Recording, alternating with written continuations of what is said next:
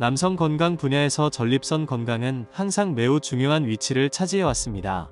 요즘은 생활 방식의 변화로 인해 업무 스트레스가 밀물처럼 밀려오고 전립선 질환의 발생률은 마치 위로 올라가는 엘리베이터를 타고 있는 것처럼 해마다 증가하고 있습니다. 과거에는 많은 사람들이 전립선 질환이 노년 남성에게만 나타나는 전용 문제라고 생각했지만 잔인한 현실은 불행히도 점점 더 많은 젊은이와 중년 남성이 전립선 질환의 타겟이 되고 있다는 것입니다. 전립선 질환이 그토록 골치 아픈 이유는 대개 초기 단계에서는 조용히 나타나기 때문이며 증상이 어둠 속에 도사리고 있는 작은 괴물처럼 숨겨져 있어 사람들이 무시하기가 매우 쉽기 때문입니다. 하지만 겉보기에 평범한 산책이 전립선 문제를 발견하는 문을 열어주는 마법의 열쇠가 될 수도 있습니다. 할 때 될까? 특히 다음의 4가지 증상은 전립선이 당신에게 보내는 긴급 신호일 수 있습니다. 걷기 후 회음부 불편함, 전립선에 대한 경고, 리파이어 카드, 통행. 평범한 산책을 마치고 푹 쉬려고 하는데 갑자기 회음부가 무거운 돌에 눌리는 듯한 무거움과 압박감, 심지어 약간의 통증을 느낀다고 상상해보세요. 갈등성이. 연구 자료에 따르면 만성 전립선염을 앓는 많은 환자들이 비슷한 경험을 한 것으로 나타났습니다. 운동이나 활동 후에는 회음부 부위의 불편함이 상당히 심해집니다. 때문입니다. 또한 장시간 앉아있는 건, 눈이 흐릿해질 때까지 밤늦게까지 깨어있는 것, 꽈로하는 것과 같은 나쁜 습관고 회음부의 불편함을 더욱 심화시킵니다. 한 것을 알게. 잦은 배뇨, 화장실에 다녀온 지 얼마 되지 않아 다시 배뇨하고 싶은 충동을 느낀다. 릴템역. 소변이 원활하게 나오지 않는 등 소변을 보는 데 어려움이 있을 수도 있습니다. 마치 무언가가 소변을 막고 있는 것처럼 말입니다. 전립선은 남성의 비뇨기계에서 중요한 역할을 합니다. 방광에 바로 인접해 있으며 요도를 둘러싸고 있습니다. 전립선에 염증이 생기거나 증식하면 마치 부풀어 오른 풍선처럼 되어 방광과 요도를 압박하게 되고 자연스럽게 배뇨 기능이 방해를 받습니다. 볼레겉관. 염증성 사이토카인은 문제를 일으키는 작은 악마와 같아서 방광의 방광근을 지속적으로 자극하여 궁극적으로 비정상적인 배뇨를 유발합니다. 산책 후 소변을 보는데 어려움이 잦거나 소변의 흐름이 갑자기 중단되거나 갈라지거나 심지어 떨어지면 가시없게 여겨서는 안 됩니다. 전립선 비대증이나 기타 비뇨기계 질환이 원인인지 확인하기 위해 검진을 받으려면 병원에 가야 합니다. 너와 둘. 하지만 산책을 한 후에 힘이 빠진 것 같은 느낌이 들고 온몸이 극도로 약해지고 심지어 허리 부위가 아프고 부어오르고 하복부에 둔한 통증을 느낀다면 이는 전립선 건강과 관련이 있을 가능성이 높습니다. 만성 전립선염 환자는 종종 이런 전반적인 피로에 악순환에 빠진다. 염증은 끊임없이 에너지를 소모하는 무적행과 같아서 신체를 오랫동안 건강하지 못한 상태로 유지하고 면역체계는 끊임없이 활성화되어 끊임없이 많은 에너지를 소모합니다. 이런. 서양의학에서는 만성 전립선염이 단순한 국소적 염증이 아니라 전신적 질환이며 신경계와 면역계에 미치는 영향이 커서 환자를 지치게 만들기에 충분하다고 강조합니다. 일부 남성은 산책을 한 후 성기능에 문제가 생긴 것 같다고 느낄 수도 있습니다. 심지어 성적 욕망도 감소했습니다. 이러한 일련의 변화는 성신경의 정상적인 기능을 방해하고 호르몬 분비에 영향을 미치는 전립선염으로 인해 발생할 가능성이 가장 높습니다. 음영카르.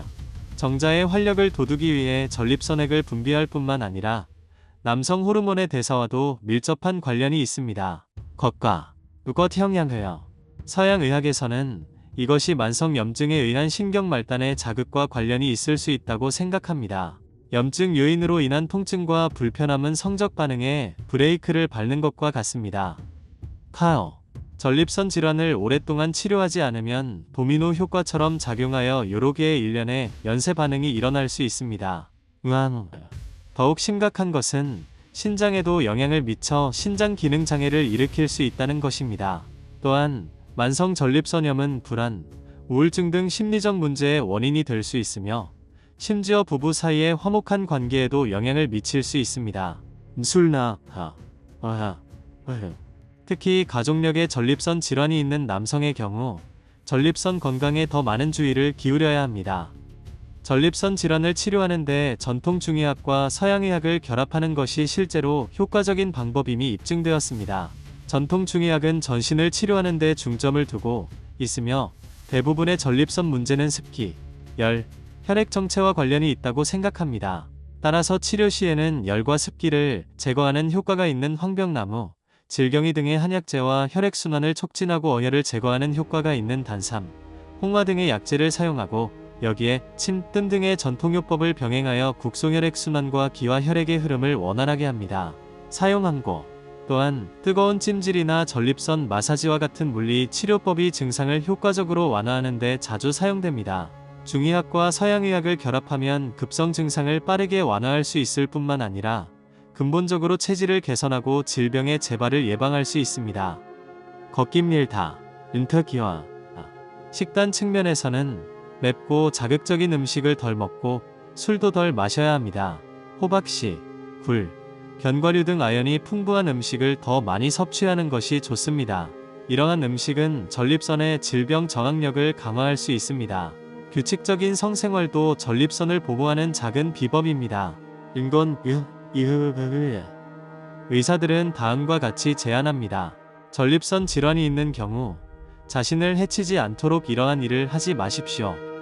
저녁 11시가 되었는데도 사무실 건물의 불빛은 여전히 켜져 있었습니다. 52세의 리 씨는 아픈 눈을 비비며 세 번째로 일어나 화장실에 갔다.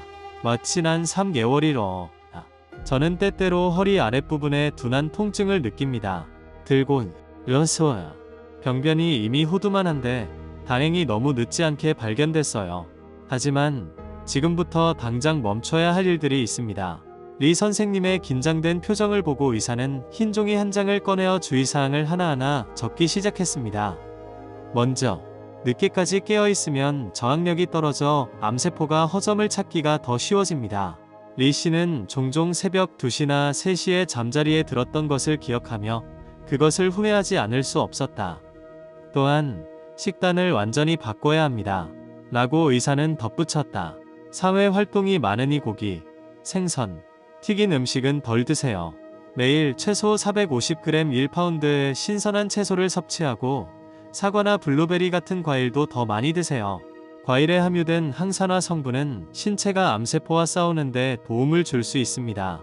마침내 의사는 종이 위에 작은 해를 그렸다. 하지만 샘요. 매일 30분씩 산책하고 태극권을 수련하세요.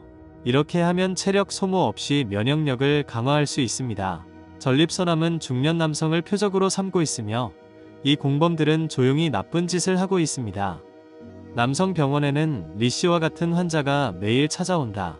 통계에 따르면 우리나라에서 전립선암 발병률은 지난 10년 동안 3배나 증가했으며 50세 이상 남성 100명 중 6명이 진단을 받았습니다. 이러한 나이는 가장 큰 촉매입니다. 전립선은 남성의 몸속의 시한폭탄과 같습니다. 50세가 넘으면 이 기관의 세포가 불안정해지기 시작합니다. 심세 %. 가족 상속은 경각심을 일깨워줍니다. 아버지나 형제가 전립선암을 앓았다면 본인의 위험도 2배에서 3배 증가합니다. 안고 라이프 스타일은 숨겨진 위험을 안고 있습니다.